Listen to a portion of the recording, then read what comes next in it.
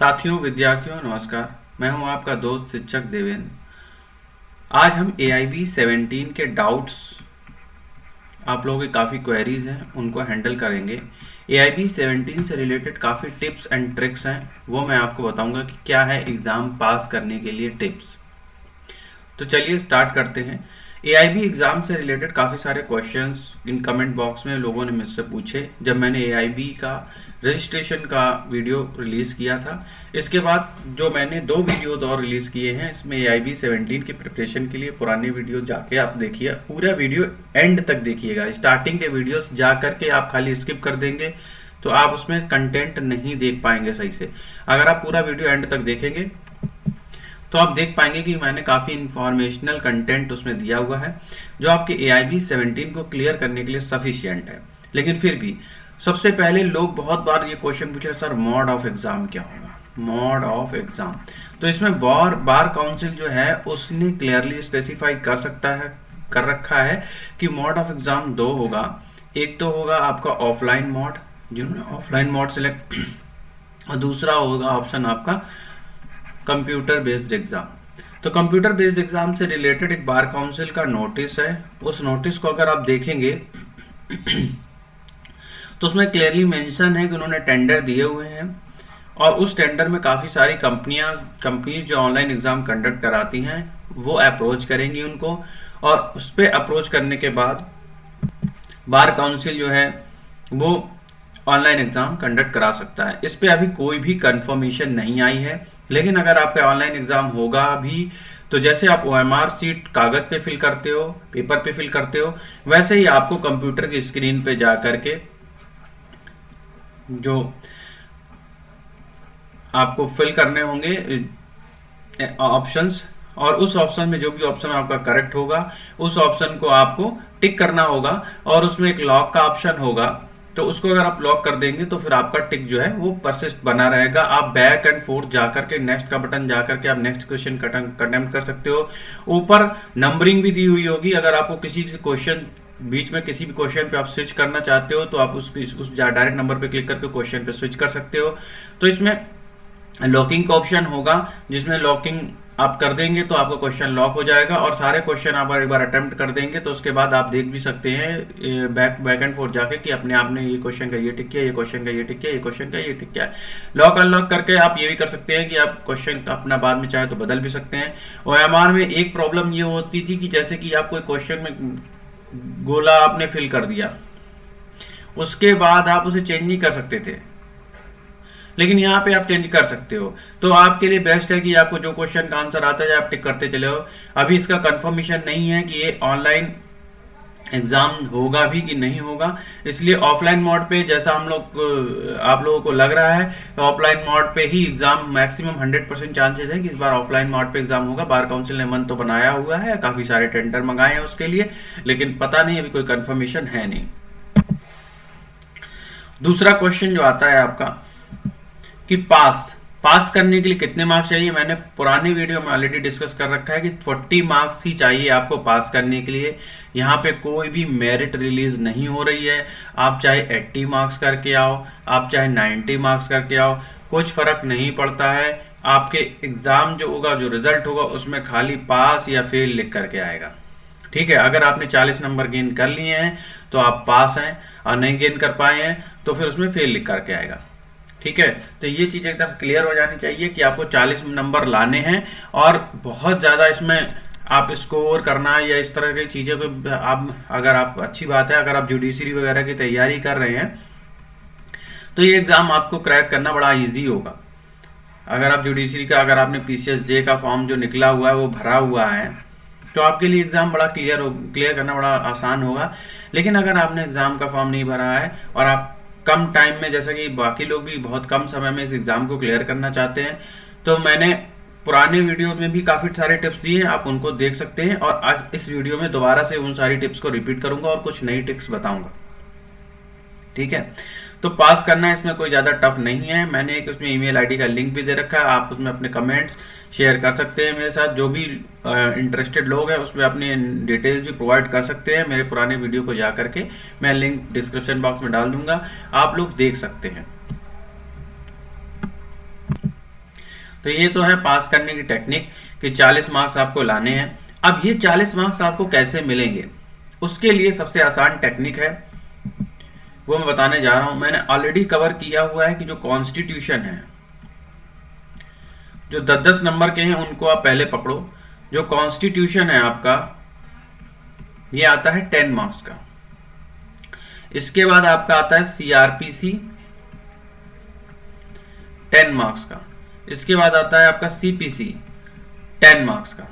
तो ये 10-10 मार्क्स के क्वेश्चन आपको पिक करने हैं। उसके बाद आपका आता है आईपीसी 8 मार्क्स का, एविडेंस 8 मार्क्स का, फैमिली लॉ 8 मार्क्स का। इसमें भी कुछ स्पेशल क्वेश्चंस आते हैं, जो क्वेश्चन मैं आपको बताऊंगा लगभग वैसे ही क्वेश्चन आएंगे, इसलिए आपको बहुत ज्यादा मतलब अगर आपने वीडियोस देखे हैं तो आप काफी अच्छे से उन क्वेश्चन को सॉल्व कर पाएंगे। मैं ये तो नहीं कह सकता, गारंटी किसी चीज की नहीं ले सकता कि जो अच्छा एडवोकेट होता है वो गारंटी नहीं लेता है, लेकिन वो सोल्यूशन प्रॉपर देता है। तो इसलिए मैं सोल्यूशन प्रॉपर सोल्यूशनिंग दे सकता हूं आपको कि क्या सोल्यूशन है, और उसी से ही काम चल जाएगा आपका, उसी से पेपर सेट मतलब आ जाएगा, क्योंकि अभी तक जो है पैटर्न वही है। अगर पैटर्न बदल जाता है या कुछ हो जाता है तो कुछ कहा नहीं जा सकता कि एकदम बिल्कुल कॉम्पिटेटिव बना दें, लेकिन ऐसा होगा नहीं। एडवोकेट एग्जाम के लिए आपको एआईबी क्लियर करने के लिए बार काउंसिल बस ये देखना चाहता है कि आपको अपने सब्जेक्ट की नॉलेज इतनी है कि नहीं है, क्योंकि आपको क्या करना, प्रैक्टिस में क्लाइंट्स को हैंडल करना पड़ेगा। तो क्लाइंट्स को हैंडल करने के लिए आपके पास सेक्शंस की या सब्जेक्ट की एक ब्रीफ है कि नहीं है। आप उन सेक्शंस को, क्योंकि बेयर एक्ट प्रोवाइड कर रहे हैं ना आपको ऐसा तो नहीं कह रहे हैं कि बिना बेयर एक्ट देखे ही आप जो है एग्जाम में क्वेश्चन सॉल्व करने लग जाइए, तो ऐसा नहीं कह रहे ना वो लोग। तो सबसे पहले मैं टिप्स बता रहा था कि IPC, evidence and family law है। उसके बाद जो 4 जो है पीआईएल के नंबर, ये हैं फ्री के नंबर। 4 नंबर ये पीआईएल के हैं, जो मैं पीआईएल बताऊंगा लगभग ऑलमोस्ट उसी से आएंगे।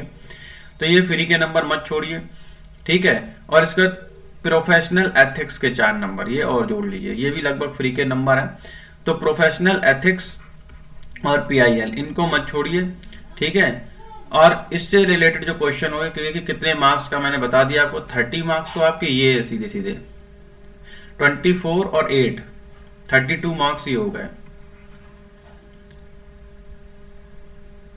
32 मार्क्स ही हो गए। तो टोटल आपका 62 मार्क्स का एग्जाम जो है बिल्कुल इजीली 62 मार्क्स आपको टच करना है, जो आपको पढ़ के जाना है, ठीक है। थोड़ा बहुत जिसकी आपको रीडिंग मारनी है, constitution, CrPC, CPC, IPC, evidence और फैमिली लॉ, और थोड़ा बहुत पीआईएल में जो बताऊंगा, और जो प्रोफेशनल एथिक्स का है वो। तो ये जो सफिशिएंट है, अगर आप एक दिन में भी पढ़ के या आप एक हफ्ते में भी आप मन बना लेते कि नहीं हाँ 1 वीक मुझे कंटिन्यू स्टडी करके एग्जाम क्रैक करना है, तो मिनिमम तो इतना चाहिए एग्जाम क्रैक करने के लिए 7 डेज तो आपको पढ़ना ही पड़ेगा।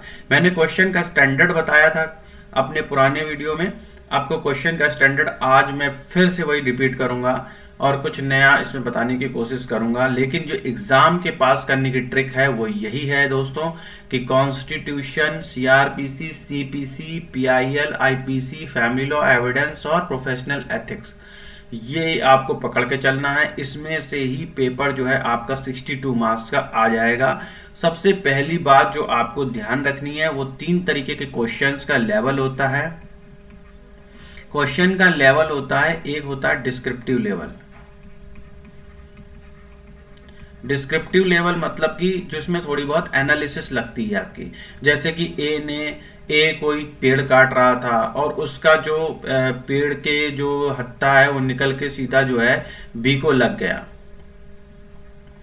तो उसमें उसकी इंटेंशन थी बी को मारने की, नहीं थी बी को मारने की, तो उसके ऊपर ये सेक्शन अप्लाई होगा नहीं होगा। उसने जो एक तरह से मर्डर किया है, अटेम्प्ट टू मर्डर किया है, क्या है इस केस में। तो ये थोड़ा एनालिटिकल बेस्ड क्वेश्चंस हो गए। अगर आप पढ़ के जा रहे हो, आपने बेयर एक्ट पढ़ी है, तो उसके जो इलस्ट्रेशंस होते हैं, उन इलस्ट्रेशंस में खासकर ये सब चीजें दी हुई होती है। डायरेक्ट इलस्ट्रेशन से ही क्वेश्चन बन जाता है, चाहे वो जुडिशरी का एग्जाम हो, पीसीएसजे का एग्जाम हो, और चाहे वो बार काउंसिल का एग्जाम हो, और ये बिल्कुल सेम लेवल आता है, ठीक है। तो अगर आपको याद है वो इलस्ट्रेशन आया है तब तो ठीक है, नहीं तो अगर आपने नहीं पढ़ा है तो आप उसको नहीं कर पाओगे, ऑब्वियस सी बात है। और कुछ जो इलस्ट्रेशन इंपॉर्टेंट है वो मैं कराऊंगा अपने इस वीडियोस में, तो शायद अगर मतलब अगर आपकी किस्मत अच्छी रही और वही आता है तो अच्छी बात है। दूसरे टाइप का क्वेश्चन जो आता है वो डायरेक्ट क्वेश्चन आता है। डायरेक्ट क्वेश्चन में सेक्शंस दिए रहते हैं और बिल्कुल जो डेफिनेशन होती है उससे डिट्टो डेफिनेशन मैच करती है सेक्शन से। तो आप डायरेक्ट क्वेश्चन पे ध्यान दीजिएगा। डायरेक्ट क्वेश्चन सबसे पहले अटेम्प्ट करके उनके गोले कंफर्म कर लीजिएगा। जो भी डायरेक्ट सेक्शन आए हैं वो पूरे पेपर को पलट पुलट के देख करके डायरेक्ट सेक्शन जो है वो आप पहले कीजिएगा। तो पहली टिकट है डायरेक्ट सेक्शन जो आपको पहले करने हैं।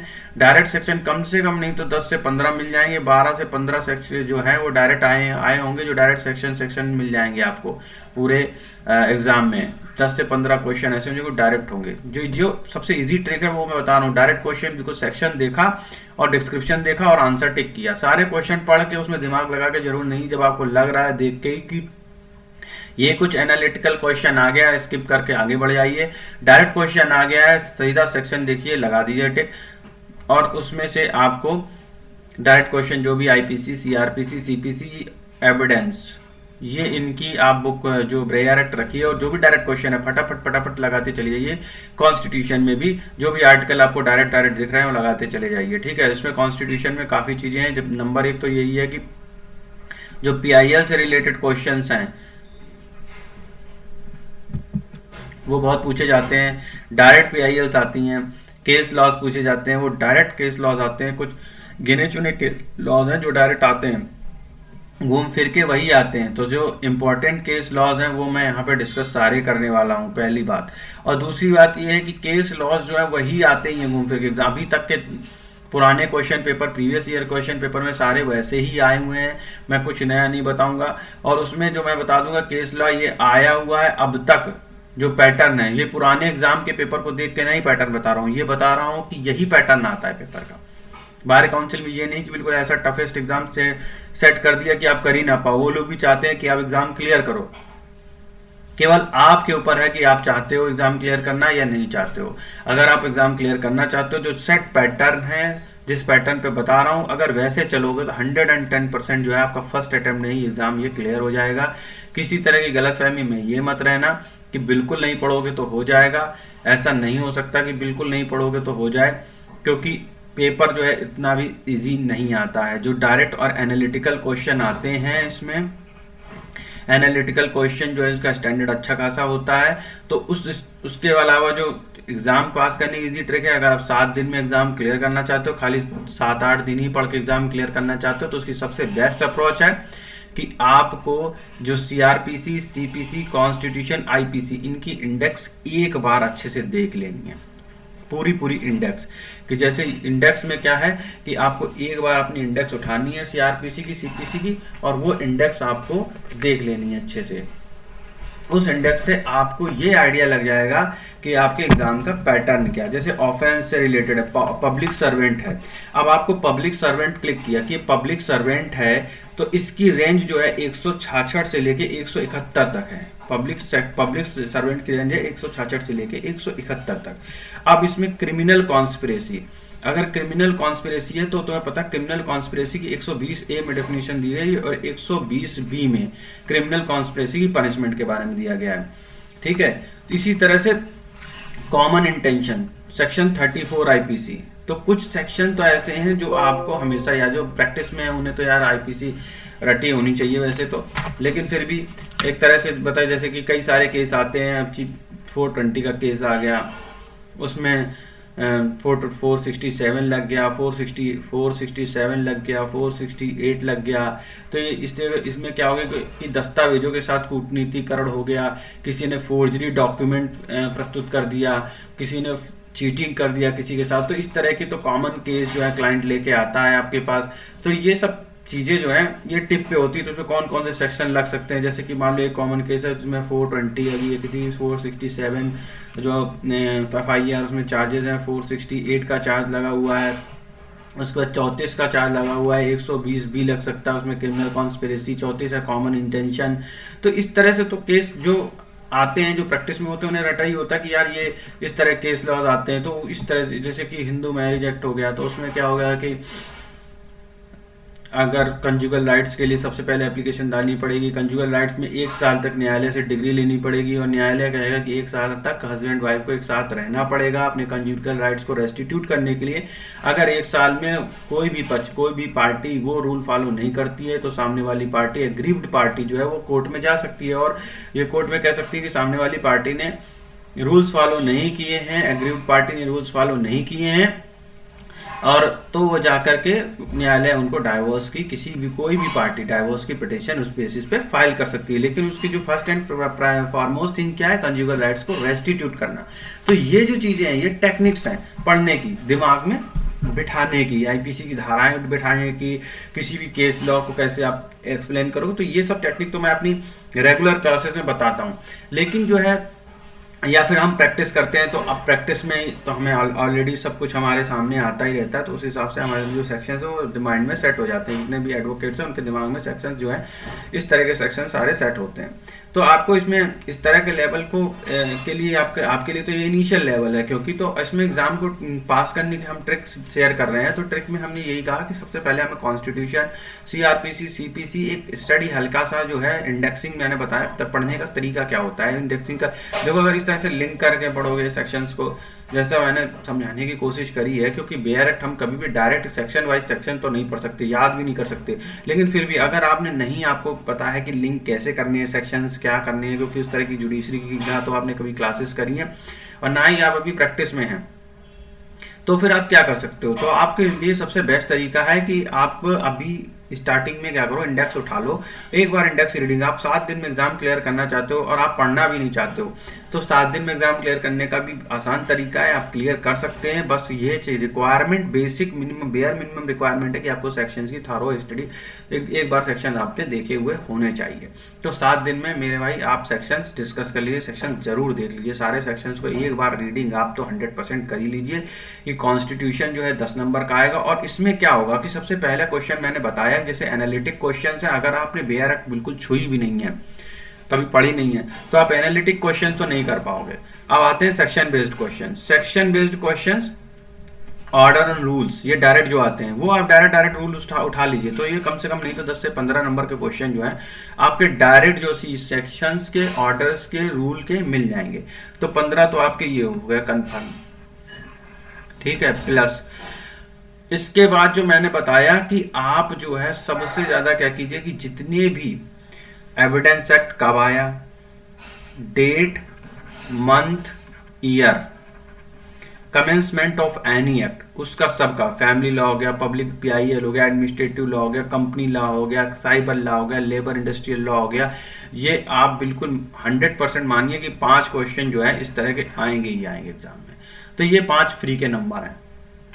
कौन सा एक्ट कब आया, ये 5 फ्री, पुराने पेपर उठा लीजिए, आप देख लीजिए, 20 नंबर हो गए आपके, ठीक है। इसके बाद जो है इंपॉर्टेंट लैंडमार्क जजमेंट और पीआईएल 10 नंबर, वही घूम फिर के आते हैं 10 से 15 केस, चाहे वो कॉन्ट्रैक्ट एक्ट में हो, कॉन्ट्रैक्ट एक्ट में भी 7-8 केस बता दूंगा। 100% वही क्वेश्चंस आते हैं एग्जाम में। पुराने से पुराना पेपर ले लो, नया से नया पेपर ले लो, आने वाला पेपर ले लो, उसके आने वाले पेपर में डिस्कस कर लेना, वही क्वेश्चन आते हैं घूम फिर के, उन्हीं में से आते हैं। उसमें वो भी रीडिंग नहीं की जाएगी, तो वो एक अप्रोच है। अगर आपको पता है तो आप डेफिनेटली रीडिंग करोगे, नहीं पता है तो फिर आप रीडिंग नहीं करोगे, स्किप कर दोगे। तो ये 10 क्वेश्चन हो गए। इसके बाद आपको 10 क्वेश्चन में से फिर 5 क्वेश्चन ऐसे होंगे जो डायरेक्ट आर्टिकल बेस्ड होंगे, बिल्कुल आपको बुक में देख के समझ में आ जाएगा ये आर्टिकल, अच्छा ये जैसे पढ़ा, बिल्कुल कॉन्स्टिट्यूशन बुक पलटी, फटाक से देखा इंडेक्स में, बिल्कुल इंडेक्स में छपा मिल जाएगा आपको, यही है। तो सीपीसी और कॉन्स्टिट्यूशन के क्वेश्चन डायरेक्ट आएंगे आपके, ज्यादा घुमा फिरा के नहीं देगा। और उसमें भी आपको जो है ये देख लेना है कि जो पीआईएल फाइल होती है वो सुप्रीम कोर्ट में कब फाइल होती है, हाई कोर्ट में कब फाइल होती है। एक क्वेश्चन तो ये 100% इसका आता है। दूसरा आता है जो आपकी रिट होती हैं, ये रिट जो होती है 5, ये आपको पढ़ लेनी है, अच्छे से रट लेनी है, अच्छे से उनकी डेफिनेशन पढ़ लेनी, समझ लेनी है पूरी। 100% 2 या 3 क्वेश्चन रिट से मिलेगा आपको। ठीक है, तो 2 क्वेश्चन इससे हो गए, 2 या 3 क्वेश्चन, 4 या 5 क्वेश्चन, ये 1-2 question supreme court high court का जो है पिछले साल से ही आ रहे हैं, तो 3 या 4 क्वेश्चन इसके हो गए, तो 5 5 10 10 20 10 30 5 35 और 5 40 नंबर, ये तो मिनिमम है 40। इस तरह से अगर आपने कर लिए तो आप 60 तक जाओगे इजीली, ठीक है। लेकिन ये तो उनके लिए हैं जो बिल्कुल पढ़ना ही नहीं चाहते हैं, जो चाहते हैं सर मेरा 7 दिन में क्लियर करा दो। बहुत से लोग ऐसे हैं जो कह रहे हैं ऐसा है भाई साहब 7 दिन में क्लियर हो जाए एग्जाम, ऐसा कोई तरीका बताओ। तो ये 7 दिन का रैपिड कोर्स है, बिल्कुल 7 दिन में बिल्कुल आपको 100% 99% बस गारंटी नहीं लूंगा, क्योंकि गारंटी एडवोकेट्स कभी नहीं लेता है, लेकिन 99% जो है आपका ऐसे हो जाएगा क्लियर, ठीक है। तो आप लोग इस तरह से अगर डेडिकेटेड वे में अगर आप एग्जाम को देख रहे हैं, if you want to clear the exam in this way, तो आपका क्लियर होगा। अब देखिए मैं बताता हूँ, मैं इसमें ये नहीं कह रहा हूँ कि मैंने बिल्कुल जो है बता दिया है कि कैसे एग्जाम की मैंने टेक्निक पूरी डिस्कस कर दी, यही टेक्निक आने वाली है। मैंने बता दिया है कि आपको कैसे करना है एग्जाम क्लियर। सबसे पहली चीज है जो केस लॉज हैं, लैंडमार्क जजमेंट, ये आपको अच्छे से कर लेने हैं। इम्पोर्टेंट की लिस्ट है, जितने जजमेंट की वही जजमेंट पढ़ के जाने हैं, ठीक है। PIL, जो इम्पोर्टेंट PILs हैं, ठीक है, Menaka Gandhi versus Union of India, ठीक है। मैंने ये अपने पुराने मेरे प्रीवियस 2 वीडियोस हैं उनको देखिए, उनमें भी मैंने 2-4 डिस्कस कर रखी हैं, लेकिन मैं सारी एक साथ भी करूंगा डिस्कस, ठीक है।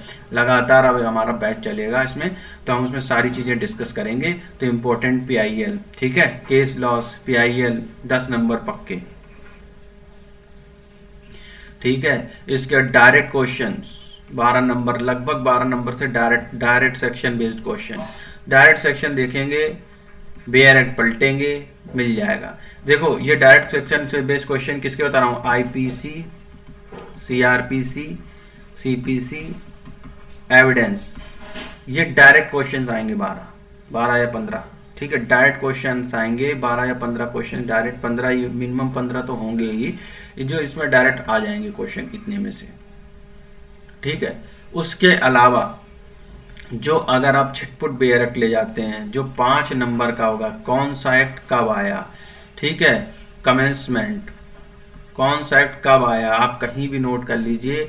100% इन कोई भी अगर आप जिसकी बेयर एक्ट भूल जाओ, उसका भी आप किसी दूसरी बेयर एक्ट में कहीं ना कहीं पेंसिल से आप जरूर लिख लीजिए कि ये एक्ट कब आया। 100% 5 क्वेश्चन इससे आते हैं, ठीक है। पुराने पेपर के पैटर्न के आधार पे बात कर रहा हूँ, नया कुछ गलत सलत सेट हो जाए उसकी गारंटी नहीं है, क्योंकि नए पेपर का कैसे एग्जामिनर सेट करेगा, ये बिल्कुल ही वो किस मूड में बैठा हुआ है कुछ पता नहीं। लेकिन ये है कि ये नॉर्मल से अजम्पशंस हैं कि एडवोकेट जो प्रैक्टिसिंग होते हैं उनको इतनी बेसिक नॉलेज होनी चाहिए। तो इस बेसिस पे पेपर पैटर्न सेट होता है, बहुत hi fi paper pattern set नहीं होता है, लेकिन जो एनालिटिकल क्वेश्चंस हैं वो पेपर में उनका लेवल और जुडिशरी का लेवल सेम रहता है। तो अगर एग्जाम क्रैक करना है और पढ़ाई नहीं करी है ज़्यादा, 7 दिन के अंदर आपको देखना है कैसे एग्जाम निकल सकता है, तो ये PIL है, इंपॉर्टेंट केस लॉज हैं, जो ये 1 या 2 दिन में आप पढ़ लेंगे। डायरेक्ट क्वेश्चन में आपको कुछ पढ़ने की जरूरत नहीं है, डायरेक्ट सेक्शन बेस्ड क्वेश्चन होंगे। 5 नंबर का ये आता है, इसमें आपको मेहनत करके जो है कब कौन सा एक्ट कब लागू हुआ ये देख लेना है।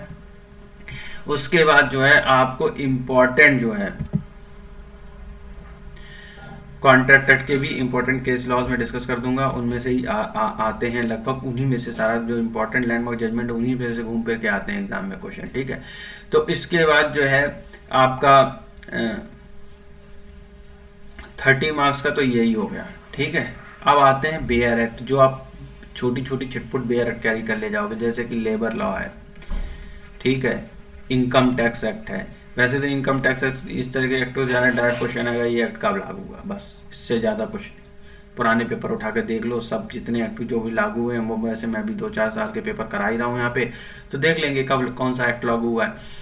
उसके बाद जो है ये छुटपुट एक्ट जो है ये आपके जो है बिल्कुल डायरेक्ट क्वेश्चन आता है इनसे, डायरेक्ट क्वेश्चन। प्रोफेशनल एथिक्स के 5 नंबर क्वेश्चन मत भूलना, 4 नंबर की PIL के क्वेश्चन जो बता दिए, वैसे तो बता दिए ऊपर, 5 नंबर क्वेश्चन ये मत भूलना प्रोफेशनल एथिक्स के। तो इस तरह से आपके 35 मार्क्स जो हो गए वो सिक्योर हो गए आपके, बिना पढ़े कि 35 मार्क्स जो है 5 दिन की स्टडी में आपको बिल्कुल 100% श्योर सक्सेस की ओर ले जाएंगे एग्ज़ाम क्लियर करने के लिए, सफिशियंट है ये। उसके बाद जो है आप 5 क्वेश्चन 6 क्वेश्चन इसमें ऐसे होंगे जिसमें आपको पढ़ने की भी ज़रूरत नहीं पड़ेगी, आपको आपकी जनरल एफिशिएंसी से ही हो जाएंगे। जैसे कि चाइल्ड लेबर है, ठीक है, या बाल विवाह है। तो बाल विवाह कैसा है अपराध है, संज्ञेय अपराध है या असंज्ञेय अपराध? तो सबको पता है कि ये संज्ञेय यानी कि कॉग्निजेबल ऑफेंस है। यस, नॉन कॉग्निजेबल ऑफेंस है, संज्ञेय अपराध है। और कैसा? नॉन बेलेबल है, अजमानती, ठीक है। कॉग्निजेबल है, नॉन बेलेबल ऑफेंस है। तो इस तरह के जनरल क्वेश्चंस आते हैं। तो इसमें 40 नंबर स्कोर करना कोई बहुत ज़्यादा टिपिकल नहीं, केवल 7 डेज की डेडिकेटेड स्टडी, मैं ये नहीं कहूँगा 7 दिन आपने खाली किताब पढ़ ली, बस डेडिकेटेड 7 डेज की स्टडी में आपका एग्ज़ाम क्लियर हो जाएगा। तो 7 डेज की स्टडी तो बनती है और आपको करनी भी चाहिए।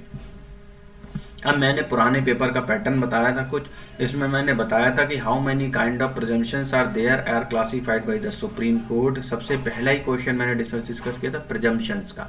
अब सुप्रीम कोर्ट ने कितनी तरीके की प्रिजम्पशंस क्लासिफाइड करी हैं, इसका जो है अब मैं अपने नेक्स्ट वीडियो से इसमें जो है अब AIB 16 के क्वेश्चन पेपर को सोल्यूशन की पूरी डिस्कशन करूंगा।